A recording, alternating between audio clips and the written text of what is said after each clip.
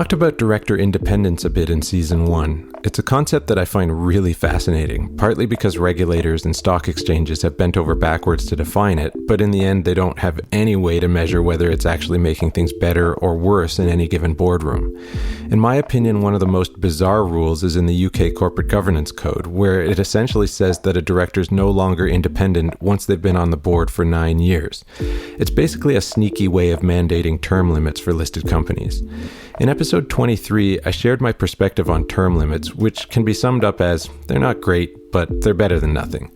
What I'm getting at with all this is that I think the corporate governance establishment tends to look for concrete ways to enforce abstract concepts.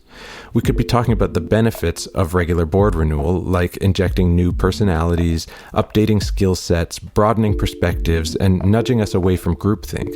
And honestly, I think that's the fundamental motivation behind the 9-year rule and all the talk about term limits in the first place. But let's be real for a second. What does good board renewal even look like?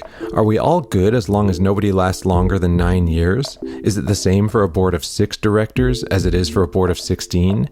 Is it the same for a small family-owned private company and a huge widely held bank? I sincerely don't know the answer, but I wonder if maybe it's the wrong question.